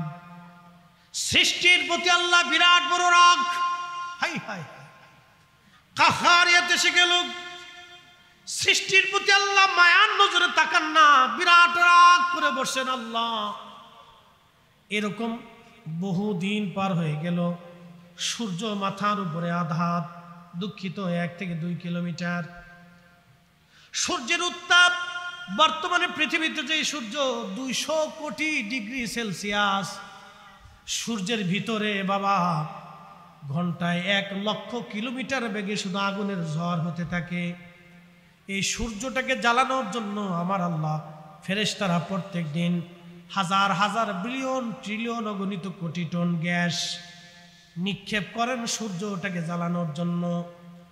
আবার সূর্য যখন বেশি উত্তাপ হয়ে যায়, ফেরেশতারা আবার বরফ নিক্ষেপ করেন এই সূর্যটাকে ঠান্ডা বানানোর জন্য। এই জন্য আপনারা দেখবেন শীতের সময় আল্লাহ গরম কমায় দেয়, গরমের সময় আল্লাহ গরম বাড়ায় দেয়। এই সূর্যটা আল্লাহর নিয়ন্ত্রণে। যদি পৃথিবীতে আলো না আসতো, একটা উদ্ভিদ প্রাণী পৃথিবীতে বাঁচত না, মানব জাতির অস্তিত্ব সৃষ্টির মধ্যে পৃথিবীর মধ্যে থাকতো না। এই সূর্যটা এখন 200 কোটি ডিগ্রি সেলসিয়াস, মাত্র 12 থেকে 13,000 ডিগ্রি সেলসিয়াস তাপমাত্রায় এই লোহাটা গলে পানির মতো হয়ে যায়। সেখানে সূর্য 200 কোটি, তার মানে সূর্যটাকে যদি নিচে দিয়ে দেওয়া হয় পৃথিবী তামা হয়ে যাবে। এই সূর্যটা সেই দিন থাকবে হাসরের মাঠে 1 থেকে 2 কিলোমিটার মাথার উপরে। আল্লাহ সেই দিন সূর্যের উত্তাপে মানুষ পুড়ে যাবে না, মিসমার হয়ে যাবে না, কিন্তু মানুষের শরীর থেকে ঘাম বের হতে থাকবে। ঘামের তাণ্ডব এতই মারাত্মক হবে, আল্লাহ রসুল বলতেছেন কারো থুতনি পর্যন্ত, কারো বুক পর্যন্ত ঘামে মানুষ ডুবে যাবে। পানির তৃষ্ণায় হাউজে কাউসার ছাড়া হাসরের মাঠে আর কোনো পানি থাকবে না। এটা কিন্তু চট্টগ্রাম শহরের মতো ছোট্ট কোনো শহর না। পৃথিবীর আদম আলাইহিস সালাম থেকে কিয়ামত পর্যন্ত যত মানুষ সব ওই মাঠে দাঁড়াবে। সৃষ্টির সমস্ত ফেরেশতারা এক মাঠে দাঁড়াবে, সৃষ্টির সমস্ত জিন জাতি এক মাঠে দাঁড়াবে, সৃষ্টির সমস্ত প্রাণী আল্লাহর আদালত ওই মাঠে দাঁড়াবে। তাহলে মাঠটা কত বিরাট হবে একটু চিন্তা করেন, কত বিরাট মাঠ। এই জন্য আল্লাহ বলে নবিল আখিরাতিহুম ইউকিনুন, যারা আখিরাতের প্রতি বিশ্বাস স্থাপন করে তারা মুমিন। আপনি যে দুনিয়ার জগতে মাত্র 60 বছর বাঁচেন, এই দুনিয়াতে একবার সামান্য সময়, কিন্তু হাসরের মাঠটা হবে দুনিয়ার 60 বছর না, দুনিয়ার 50,000 বছর যত বড়, হাসরের একটা দিন হবে তত বড়। সেই দিনের হাজার হাজার বছর পার হবে। এবার তাহলে বুঝেন কত বিরাট হবে সেই আখিরাতের জিন্দেগি। আমি যে ওয়াজ করছি, বাড়ি যেয়ে এটা গবেষণা করবেন। গবেষণা যদি করেন, ফিকির যদি করেন, চিন্তা যদি করেন, তাহলে আপনি আমার ওয়াজের সার্বমটা বুঝতে পারবেন। আর যদি বাজ্যা চিন্তা না করেন তো অসুবিধা নেই, বেচিন্তা হয়ে ঘুমাবেন, সকালবেলা আবার সে অপরাধী হবে, ফজরের নামাজ কাজাই হবে। সে অন্যের মাল কেড়ে নেওয়ার ধান্দায় চিন্তা মগজ আসবে, মিথ্যা বলার প্রবণতা থাকবে, স্ত্রীর সাথে ঝগড়ার প্রবণতা হবে, সন্তানের হক নষ্ট করার প্রবণতা হবে, আর একজনের জমিন মেরে খাওয়ার ধান্দা থাকবে যদি চিন্তা না করে না। সেই হাসরের মাঠে আল্লাহর কাহারিয়াত, সমস্ত মানব জাতি দৌড়ে আদম শফিউল্লাহর কাছে। ও আদম, শফিউল্লাহ আলাইহিস সালাম, আপনি আবুল বাশার, আল্লাহ অনেক বড় আদর করে আপনাকে সৃষ্টি করলেন, আপনি আল্লাহর কাছে যান। আল্লাহর কাহারিয়াত বড় মজবুত, আর আমাদের সহ্য হয় না। পানি তৃষ্ণায় জিহ্বা আজকে বের হয়ে গেছে। আদম গো, ক্ষুধার দরবারে যায় আপনি আমাদের জন্য কথা বলেন, সুপারিশ করেন। আদম আলাইহিস সালাম বলবেন, না, এই বিষয়ে আজ আমি অপারগ, তোমরা অন্য কোন নবীর কাছে যাও, এই বিষয়ে আমি আজকে পারবো না, তোমরা অন্য কারো কাছে যাও। সবাই আসবে নূহ নবীর কাছে। আপনি শরীয়তের পিতা, তিনিও একই বলবেন, আমি অপারগ এই বিষয়ে। আল্লাহর কাহারিয়াত, আল্লাহকে সন্তুষ্ট করা, রাজি করা, আমি নূহ আলাইহিস সালামের পক্ষে এই মুহূর্তে সম্ভব না, তোমরা অন্য কারো কাছে যাও। সবাই দৌড়াইয়া হযরত দাউদ আলাইহিস সালামের কাছে আসবে। দাউদ, আল্লাহ আপনাকে মুজিজা দিয়েছিলেন, আপনাকে জবুর দিয়েছিলেন, আল্লাহ আপনাকে সম্মানিত করেছিলেন, আপনি যান। দাউদ আলাইহিস সালাম বলবেন, না, আমি ওই বিষয়ে অপারগ, আমি পারতাম না, অন্য কারো কাছে যাও। দৌড়ে আসবে ইব্রাহিম খলিলুল্লাহর কাছে। ইব্রাহিম, আপনি তো আল্লাহর খলিল, আপনি একটু আল্লাহকে সন্তুষ্ট করে নাস। ইব্রাহিম আলাইহিস সালাম বলবেন আমি খলিল হতে পারি, কিন্তু এই বিষয়ে আমি অপারগ, তোমরা অন্য কারো কাছে যাও। মুসা আলাইহিস সালামের কাছে আসবে, মুসা আপনি তো কালিমুল্লাহ ছিলেন, আল্লাহর সাথে কালাম বিনিময় করতেন, আজকেও আপনি যান আল্লাহর সাথে কালাম করেন, কথা বলেন। আমরা হাসরবাসী বড় অসহায়, আল্লাহর কাহারিয়াত বড় মজবুত, আমাদের আর সহ্য হচ্ছে না এই শাস্তি, আপনি একটু যান। আল্লাহু আকবার। সেই দিন মুসা আলাইহিস সালাম বলবে আমি এই বিষয়ে অপারগ, আমি আল্লাহর সাথে আজকে কালাম করতে পারবো না, তোমরা যাও অন্য কারো কাছে। দৌড়ে আসবে ঈসা রুহুল্লাহর কাছে, ঈসা গো আল্লাহ আপনাকে রুহুল্লাহ বানিয়েছিল, আপনি যান আল্লাহর দরবারে, আপনি আল্লাহর কাছে যান। ঈসা নবী বলবে দেখো আজকে হাসরের ময়দানে সব নবীরা অপারগ হবে, কিন্তু একজন আজ আল্লাহর সাথে কথা বলতে পারবে। আমি ঈসা নবী, নবী হওয়া সত্ত্বেও যেই নবীর উম্মত হয়েছিলাম, তিনি আখিরি নবী রাহমাতুল লিল আলামিন। চিৎকার মেরে বলেন ইয়া রাসূলুল্লাহ।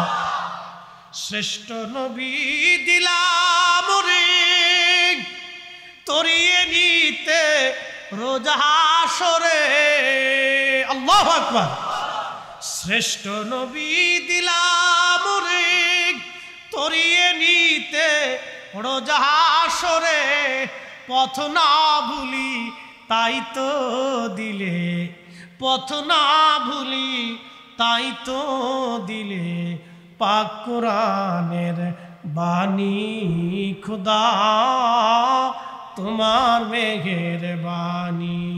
সুন্দর ফুল সুন্দর ফল, মিঠা নদীর পানি, খুদা তোমার মেঘের বাণী। তুমি কতই দিলে রতন, ভাই বাড়াদার পুত্র স্বজন, খুদা পেলি অন্ন জুগাও, মানি চাই না মানি, খুদা তোমার মেঘের বাণী। বুঝা যায়? ঈসা নবী বলবে, ঈসা আলাইহিস সালাম বলবে যাও চলো তার কাছে। সমস্ত হাসরবাসী দৌড়ে আসবে, আল্লাহর হাবিবের সামনে দাঁড়ায় দাঁড়ায় কাঁদতে থাকবে। একসাথে বলবেন আল্লাহু আকবার। আবু বকর, ওমর, উসমান, আলী, তালহা, জুবাইর, আব্দুর রহমান ইবনে আউফ, সাদ বিন জুবাইর, সাদ বিন আবি ওয়াক্কাস, আবু উবাইদা ইবনে জাররাহ এবং ইমাম আবু হানিফা, আবু শাফি, ইমাম মালিক, ইমাম হাম্বলি, হুজুর গাউসে বাগ, খাজা মাইনুদ্দিন চিশতি, আজমিরি, সানজারি, বাহাউদ্দিন নাশরুল বুখারী, মুজাদ্দিদ আল ফাসানি, সার মাযহাব, সার তরিকা, ওলি আল্লাহ, গাউস, কুতুব, মুজাবান, ওয়া আখির আবদাল, সবাই আল্লাহর নবীর সামনে দাঁড়ায় কানবার বলবে ইয়া রাসূলুল্লাহ, হাসরবাসী বড় কষ্টের মধ্যে আছে নবী গো, আপনার উম্মত বড় কষ্টের মধ্যে আছে। এই উম্মতগুলির চোখের পানি দেখার সঙ্গে সঙ্গে আমার নবীর রহমতের দরিয়ে জোশ লেগে যাবে। আল্লাহর নবী ডাক দিবে, উম্মত দাঁড়াও, হ্যাঁ আমি আজকে আল্লাহর সাথে কালাম করব, হ্যাঁ আমি আল্লাহর সাথে আজকে কথা বলবো, তোমরা দাঁড়াও আমি আল্লাহর দরবারে যাইতেছি। আল্লাহর নবী দৌড়াইয়া আরশে মুআল্লার সামনে যাইয়া খুদার কুদরতি কদমের সামনে সেজদায় পড়ে যাবে। আল্লাহর নবী বলতেছে, উম্মত আল্লাহ আমার কলবের ভিতরে এমন হামদের বাক্যগুলি ঢুকাই দিবে, আমি এত প্রশংসা আল্লাহর করতে থাকবো, প্রশংসা শুনে রাব বলবে, হাবিব আপনি মাথা উঠান, আপনি মাথা উঠান। আমি বলবো, ইয়া রাব হাবলি উম্মতি, আল্লাহ আমার উম্মত গুনাহ করে ফেলছে, ইয়া রাব্বি হাবলি উম্মতি, আল্লাহ আমার উম্মত গুনাহ করে ফেলছে। আল্লাহ ডাক দিবে, হাবিব মাথা উঠান, কাদার জন্য হাসরের মাঠ আমি কায়েম করি নাই, ইয়া রাসূলুল্লাহ আপনি মাথা উঠান আর আপনি কাঁদবেন না, কি চান যা চাবেন আমি আল্লাহ ওয়াদা করেছিলাম, ওয়ামিনাল লাইলি ফাতাহাজ্জাদ বিহি নাফিলাতান লাক আসা আইয়াবআসাকা রাব্বুকা মাকামাম মাহমুদা। চিৎকার মেরে জোরে বলবেন কি মারহাবা। সালাতুন ইয়া রাসূলুল্লাহ আলাইকুম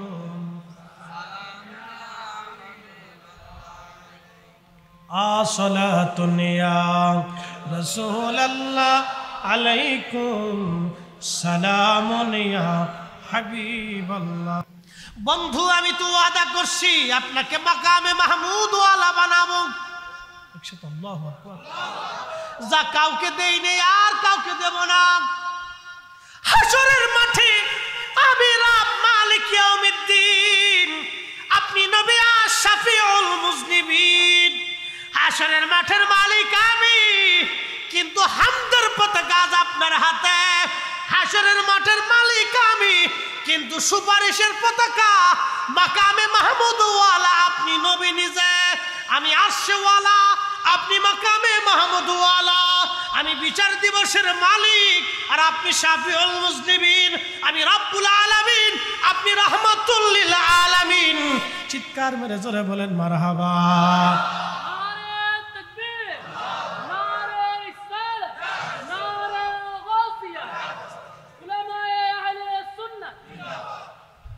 এখন কেউ যদি বলে, কোন দলের লোকেরা যদি বলে, কোন গোষ্ঠীর আকীদা যদি হয়, কিয়ামতের ময়দানে রাসূল নিজের চিন্তায় পেরেশান, তাহলে বোঝা গেল সেই দল ভ্রান্ত, তাদের বিশ্বাস আকীদা ভ্রান্ত, তাদের সাথে মিশা আর জাহান্নামের সার্টিফিকেট কিনে নিয়ে যাওয়া একই কথা। কথা বলে আপনাকে ঈমান আকীদা বুঝে কবরে যেতে, যে না আহলে সুন্নাত ওয়াল জামাতের কোনো বিকল্প। একসাথে বলেন বিকল্প, বিকল্প, বিকল্প হতে পারে একটাই মাত্র নাজি দল, আহলে সুন্নাত ওয়াল জামাত।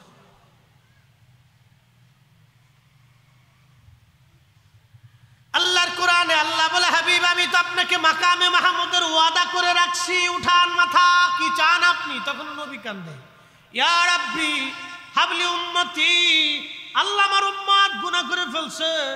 আল্লাহ ডাক দিবে, হাবিব আপনি যান, মাথা উঠান, আপনার পছন্দ অনুযায়ী আপনি যাকে সুপারিশ করবেন, যাকে ক্ষমা করতে বলবেন, আমি আল্লাহ আজকে তাকে ক্ষমা করে দেব। না না হয় না, আরো জোরে বলেন। শ্রেষ্ঠ নবী দিলাম রে তরিয়ে নিতে রোজ হাশরে, শ্রেষ্ঠ নবী দিলাম রে তরিয়ে নিতে রোজ হাশরে, পথ না ভুলি তাই তো দিলে পাক কুরআনের বাণী, খুদা তোমার মেহেরবানি।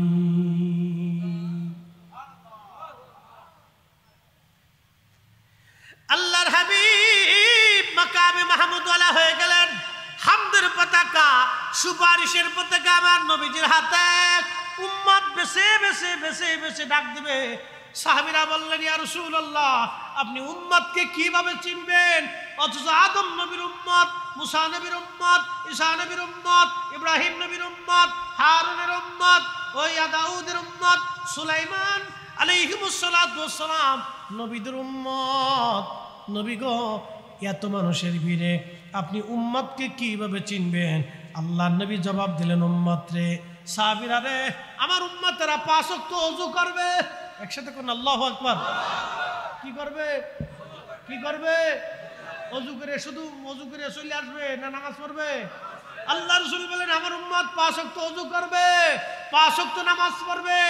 ওই ওযুর চিহ্নগুলি ওযু করার কারণে, সাজদা দেওয়ার কারণে, নামাজের কারণে তাদের চেহারায়, ওযুর জায়গায় নূর চমকাইতে থাকবে। কি চমকাবে? ওই নূর চমকানো দেখে আমি আমার উম্মতকে টেনে টেনে টেনে টেনে নিয়ে আসবো। সুবহানাল্লাহ বলা যাবে?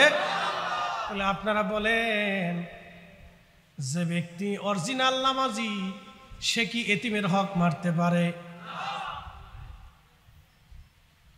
যে ব্যক্তি অরিজিনাল নামাজি সে গরিবের রক্ত চুষতে পারে? হ্যাঁ, ভোট বাইসে বাইসে দিয়ে, মাল খাইয়ে ভোট দিয়েন না। বাংলা ওয়াজ করে দিলাম, কিয়ামতের ময়দানে আপনাকেও দাঁড়াইতে হবে।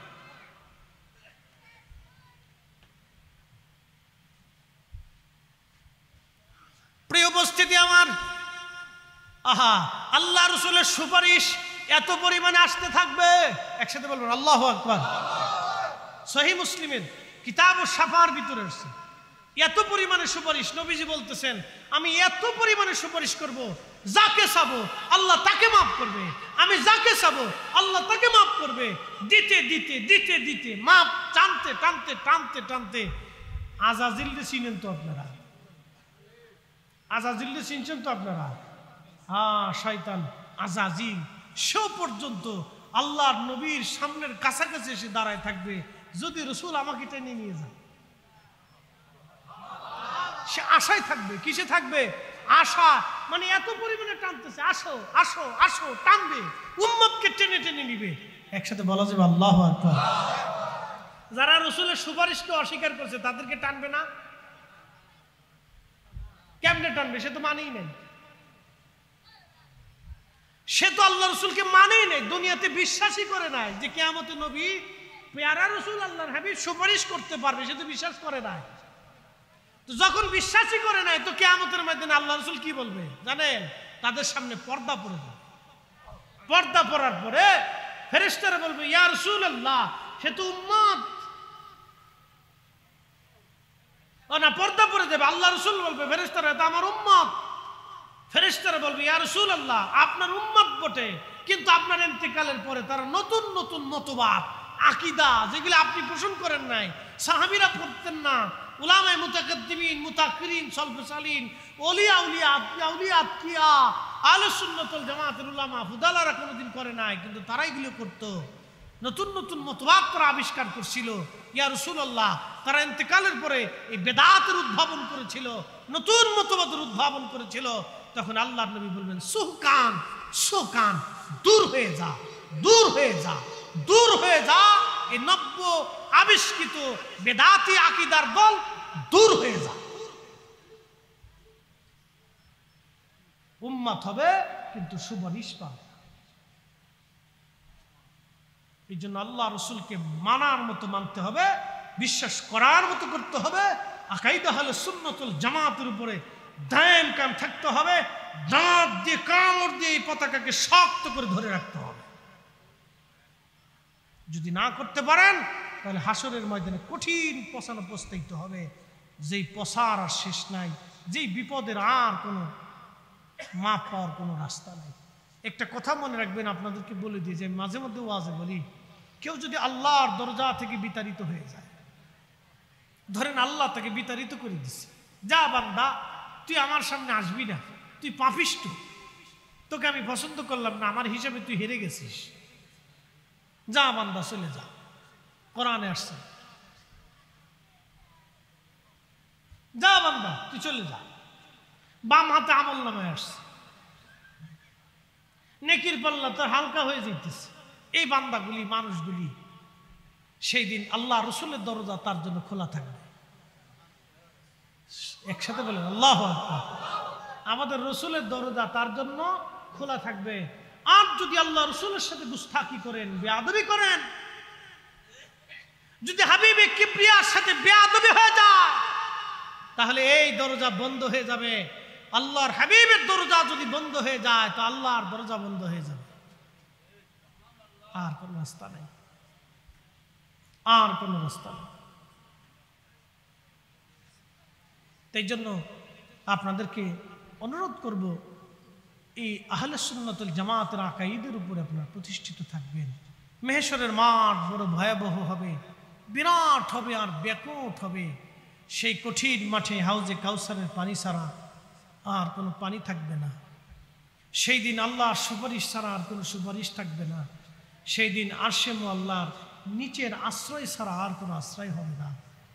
সেই দিনটা অত্যন্ত ভয়াবহ হবে। এই জন্য দুনিয়ার থেকে যত দূর পারেন আল্লাহর কাছে তওবা করেন, কান্নাকাটি করেন, ক্ষমা চান আল্লাহর কাছে। আল্লাহর পেয়ারা রসুলের বরগাহে সুপারিশ চান। আমি মদিনাতে যতদিন ছিলাম তো প্রত্যেক দিনই জিয়ারত করার ইচ্ছা করতাম।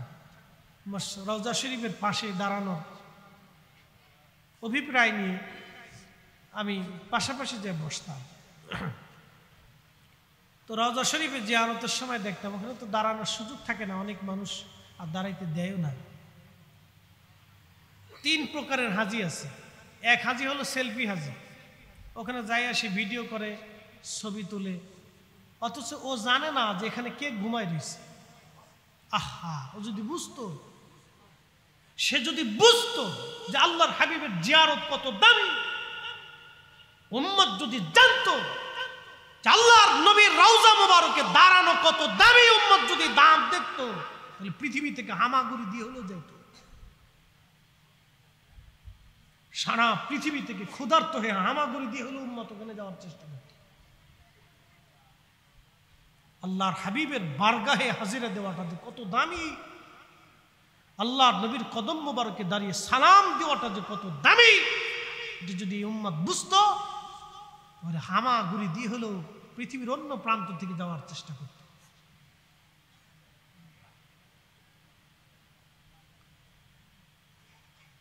তো কেউ ছবি তোলে, কেউ ভিডিও করে।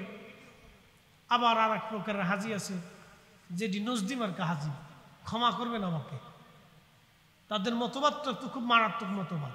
তাদের মতবাদে আল্লাহ রসুলকে তারা তেমন কিছু মনেই করে না। হ্যাঁ, এটা তাদের মতবাদ, তাদেরকে শিখানো হয়, তাদেরকে ওইভাবে প্রশিক্ষণ দেয়, ধীরে ধীরে প্রশিক্ষণ দেয়। এটা ক্ষমা করবে। আমরা সুন্নি উলামা ইকরাম যে আলোচনাই করি, আল্লাহ রসুলের শানে একটু না শুনলে, না বললে আমাদের কলিজায় শান্তি হয় না। জোরে কোন, আমাদের কলিজায় কি হয় না? শান্তি হয় না। আমরা এই পরিপূর্ণতা পাই না, আমাদের কাছে ভালো লাগে না। মনে হয় যে আমি কি যেন অপূর্ণ রেখে আসছি। যদি কোনো ওয়াজে আল্লাহ রসুলের শান আমি গাইতে না পারি, বলতে না পারি, তাহলে আমার কাছে মনে হয় যে আমার কি যেন একটা অপরিপূর্ণতা রেখে আসছি, আমার কাছে আর ভালো লাগে না। আর যারা আশিক রসুল এসকে যাদের কাছে ভালো লাগে, তারাও চিন্তা করে যে একটু শান শুনলে এই তাদের কলিজাও শান্তি পায়। কলিজায় কি পায়? শান্তি লাগে। এটা আলাদা শান্তি, এটা দলিল দিয়ে শান্তি হয় না। এটা রসুলের এশক মোহাম্মত যার অন্তরে আছে, সে মজা পায়। তো বিপরীতমুখী আমাদের বিপরীত যে ভাইরা আছে, তারা কিন্তু এতটা এই মুখী না। তারা এই মুখী আলোচনাটা খুব কম করে এবং উপস্থাপনটাও খুব কম হয় তাদের। তো যার কারণে তাদের মুসল্লিরা এই ব্যাপারে উদাসীন থাকে, তাদের অনুসারীরা এই ব্যাপারে উদাসীন থাকে। আমরা চাই না যে কিয়ামতের ময়দানে আল্লাহর নবীর কোন উম্মত আল্লাহর রসুলের কাঠগড়ে আসামি হয়ে যায়। আমি একবার বলছি, যদি আপনি আল্লাহর হাবিবের কাঠগড়ে আসামি হন, তাহলে আল্লাহর দরজায় আপনার আর কোনো জায়গা নাই। যদি আল্লাহর দরজা থেকে বিতাড়িত হয়ে যান, আল্লাহ রসুল যদি আপনাকে দয়া করে কবুল করে, তাহলে বুঝলেন আপনি বেঁচে গেলেন। সুবহানাল্লাহ, আরো জোর হবে না? আপনি বেঁচে গেলেন। এই জন্য আল্লাহ রসুলের শানের পক্ষে, ইজ্জতের পক্ষে, মহব্বতের পক্ষে থাকবে, সবসময় থাকবে। আপনি কোন দল করেন, কোন পীরের মুরিদ, কোন গোষ্ঠীর কোন ব্যক্তি, কোন আলেমের ওয়াজের ভক্ত, সেটা আপনি হতে পারেন, বুঝছেন, কিন্তু আল্লাহ রসুলের চাইতে আপনি কাউকে প্রাধান্য দিতে পারেন না, কখনোই না। পৃথিবী উল্টে গেলেও না, আকাশ ভেঙে পড়ে গেলেও না, বঙ্গোপসাগর শুকিয়ে গেলেও না, আপনাকে কেটে কেটে টুকরা টুকরা করলেও না, এই স্পর্ধা দেখাইতেই যাবেন না। আপনাকে যদি কেটে কেটে টুকরা টুকরা করা হয় তাও না।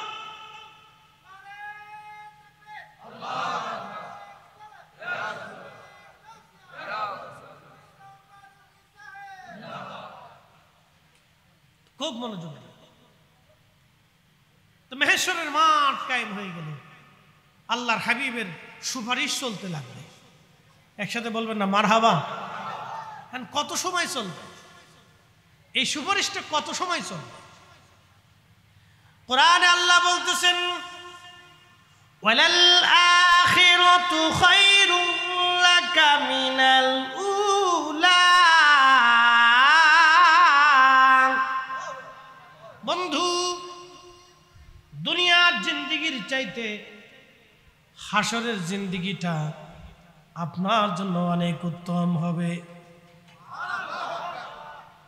দুনিয়ার জিন্দেগির চাইতে পরকালের জিন্দেগিটা আপনার আরো দামি হবে।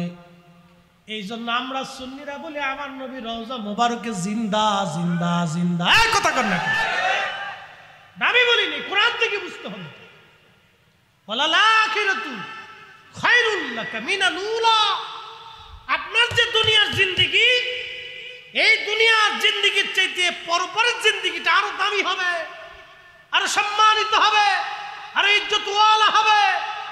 আমি আল্লাহ আপনাকে আরো সম্মান দিব, আরো আল্লাহ আমি আপনাকে মর্যাদা দিব, আপনাকে যা চাবেন আমি তাই দিব।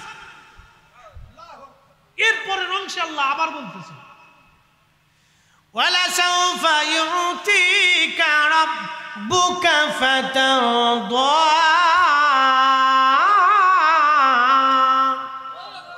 বন্ধু শুনে নেন, আপনাকে আমি আল্লাহ অচিরেই খুশি করব, রাজি করব, আপনি খুশি হবেন। সাহাবীরা জিজ্ঞেস করল, ইয়া রাসূলুল্লাহ, কোন সময় আল্লাহ আপনাকে খুশি করবে? নবীজি বলেন, হাসরের মাঠে আল্লাহ আমাকে খুশি করবে।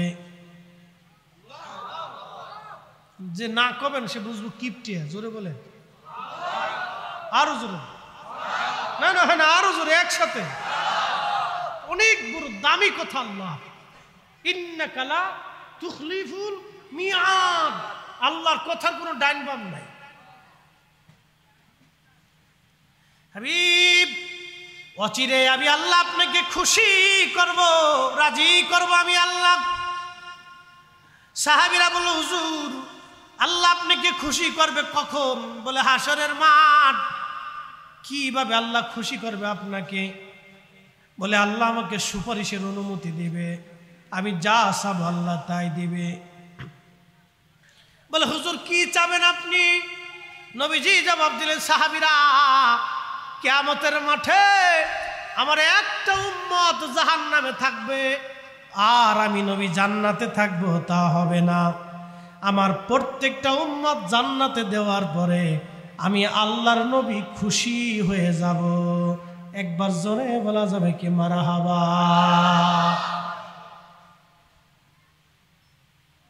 এটা আল্লাহ রসুলের ওয়াদা, আল্লাহর ওয়াদা। হাবিব আপনারে খুশি করব। এই জন্য কোরআন বলে, হুজুর দুনিয়ার চাইতে আখিরাত আপনার জন্য মঙ্গলময়। এই জন্য আমরা সুন্নিরা হস্ত করি, রওজা শরীফে মদিনাতে না গেলে আমরা সুন্নিরা পাগল পারা হয়ে যাব। কোন সুন্নি হজ করার পরে মদিনা না গেলে সে পাগল হয়ে যাবে, সস্তির হয়ে যাবে। আমি হজ শেষ করার পরে আমি হাজিদেরকে দেখছি এবং আমি নিজেও পাগল হয়ে গেছি। আমার সাথে আমার রুমমেট দুইজন মাদ্রাসার প্রিন্সিপাল ছিলেন। বিশ্বনাথ সিলেটের আলিয়ার প্রিন্সিপাল মহোদয় সাহেব ছিলেন, ফেন্সুগঞ্জ আলিয়ার ভাইস প্রিন্সিপাল সাহেব ছিলেন। দুজনে আশিক রাসূল সুন্নি। হজ শেষ করার পরে আমরা বারবার মুনাজ্জিমকে বলতেছিলাম, ভাই তাড়াতাড়ি আমাদেরকে মদিনায় নেন। বলতেছিল, হুজুর আমার তো কিছু করার নাই, সরকার যেইভাবে বাজেট করেছে সেইভাবেই তো যেতে হবে। মদিনায় সময় মাত্র 8 দিন। আমরা বললাম যদি কেটে কুটে দেওয়া হয় আমরা পয়সা দিব, আমাদেরকে নিয়ে যান। কয় কোনো সুযোগ নাই। বন্ধু আমার, যারা আশিক রাসূল হজ শেষ করার পরে মদিনায় যাওয়ার জন্য তারা পাগল। কারণ রওজা শরীফের হাজিরা, মসজিদ নববীর নামাজ, আল্লাহর নবীর রওজা মুবারকের দিকে চেয়ে থাকা, বসে বসে দুরূদ শরীফ পড়া, বারে বারে নবীজির রওজা মুবারকের পাশে যাওয়া, এটা যে কত আনন্দের, আশেক ছাড়া এই আনন্দ অন্যকে বুঝানো সম্ভব না। বন্ধু আমার, আল্লাহ রাসূল এই জন্য বলেন, মান যারা কবরি ওয়াজাবাত লাহু শাফাআতি ইয়াউমাল কিয়ামাহ। আল্লামা ইমাম তাকিউদ্দিন সুবকি আশ-শাফিঈ, তিনি আশ-শিফাউস সাকামের ভিতরে তিনি বহু বছর আগে, প্রায় 800 বছর আগে তিনি কিতাবখানা লিখেছেন। এই কিতাবের ভিতরে এই হাদিসের তাকরীর উনি করেছেন বিশদ আকারে। আল্লাহু আকবার। নবী বলেছেন, উম্মত আমার জিয়ারতে যারা আসবে, আমি নবীর রওজা মুবারকের পাশে যারা দাঁড়ায় সালাম দিবে, আমার সাক্ষাতে যারা আসবে, কিয়ামতের ময়দানে তাকে সুপারিশ করা আমি নবীর দায়িত্ব হয়ে যাবে। এই জন্য রওজা শরীফের পাশে দাঁড়ানো যে কত বড় দামি, উম্মত যদি জানতো হামাগুড়ি দিয়ে হলো তারা যাইতো। কিন্তু আফসোস, নজদিপন্থী হাজি যারা আছে, রওজা শরীফের সামনে গেলে কোনো রকম সালাম দিয়ে চলে যায়, কোনো অনুভূতি নাই। কিন্তু সুন্নিপন্থী হাজি যারা থাকে, রওজা শরীফের সামনাসামনি সালাম যেখানে দাঁড়ায় দাঁড়ায় দেয়, কাছে যাওয়ার সঙ্গে সঙ্গে নিজেকে আর স্থির রাখতে পারে না, পাগল পারা হয়ে যায়, ঝড় ঝড় করে ঝর্ণার মতো তার চোখ বেয়ে বেয়ে পানি পড়তে থাকে। অনেক হাজি পাগল পারা হয়ে যায়, পাগল পারা হয়ে যায়, চোখে পানি, মুখে সালাম, আদবের সাথে সে হাঁটতে থাকে, ধীরে ধীরে সালাম দিতে থাকে আর কাঁদতে থাকে, আর সুপারিশ চাইতে থাকে, আর রাসূলুল্লাহ আপনার কদম মোবারকে আসছি, নবী গো কোনদিন আর আসার সুযোগ আছে কিনা? ইয়া রাসূলুল্লাহ, গোলাম আপনার কদম মোবারকে হাজির হয়ে গেছে, কোনদিন আর আমি আসতে পারবো কিনা? নবী গো কবুল করে নেন গোলামের হাজিরা, আর কিয়ামতের ময়দানে আপনার সুপারিশ থেকে আমাকে মাহরুম করবেন না, আপনার কদম থেকে দূরে সরাবেন না, আপনাকে না আমাকে না উম্মেদ আপনি করে দিবেন না, মাহরুম করবেন না, গোলামকে আপনার কদমে জায়গা করে দিবেন। এই জন্য সুপারিশটা আমাদের জীবনের অনেক বড় দামি একটা পার্ট। আল্লাহর হাবিবের মোহাব্বত অনেক বড় দামি একটা সেকশন, কখনো যেন আপনার ভুল না হয়। যত পৃথিবীর দামি বক্তা আসুক, দামি ব্যক্তিত্ব আসুক, এমনকি হারামাইনের ইমামও যদি সুপারিশের বিরুদ্ধে বলে, তা আমরা মানতে পারবো? কথা কন না কেন? মানতে পারবো? মানা সম্ভব না কখনই। হারামাইন তারা সম্মানিত ইমাম, তারা ওখানে হারামে নামাজ পড়ান, তারা আল্লাহ তাদেরকে সম্মান দিচ্ছেন, কিন্তু তারাও যদি বলে তো মানবো? মানা যাবে। আল্লাহ রাসূলের শানের বিরুদ্ধে যদি তারা বলে তা মানা যাবে অবশ্যই না। এই কথাটা আপনারা সবসময়ের জন্য মনে রাখবেন।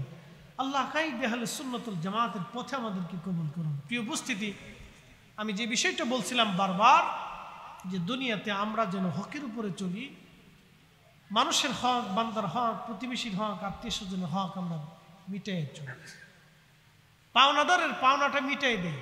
অ্যাটেনশন, শেষ বাক্য, মানুষ মারা যায় না? যায়। মারা যাওয়ার পরে তার জানাজা উপস্থিত হয়, তখন ইমাম সাহেব হুজুর অথবা নেতৃস্থানীয় মুরব্বী যারা আছেন তারা বলেন যে আপনারা এই লোকের কাছে কিছু পান কিনা, যদি কিছু পেয়ে থাকেন তাহলে আপনারা বলেন, তার আওলাদরা আছে মিটাই দেওয়ার ব্যবস্থা করবো, যদি আওলাদ না থাকে তাহলে সমাজের নেতৃস্থানীয় বলে তাহলে আমরা দেখব আপনার এটা মীমাংসা করে দেওয়া যায় কিনা। কেন বলে জানেন? আল্লাহর হাবিব সাহাবীরা ইন্তেকাল করার পরে কোন সাহাবী যদি ঋণ থাকতেন, আমার দিকে তাকান, কোন সাহাবী যদি ঋণ থাকতেন, শুনেন, আল্লাহর নবীর কোন সাহাবীর ইন্তেকালের পরে যদি কোন সাহাবী দুনিয়াতে ঋণ থাকতেন, আল্লাহর নবী তাকে ডেকে এনে নবীজি নিজের কাছ থেকে সাহাবীদের কাছ থেকে উঠাইয়া তার ঋণ মওকুফ করাইতেন, অথবা ওই ব্যক্তির দিয়ে আল্লাহর নবী ক্ষমা করাইতেন, তারপরে তাকে কবরে পাঠাইতেন। একসাথে বলা যাবে না আল্লাহু আকবার? এই জন্য ঋণ থাকবেন না, দুনিয়াতে কোনো মানুষের কাছে ঋণ থাকবেন না।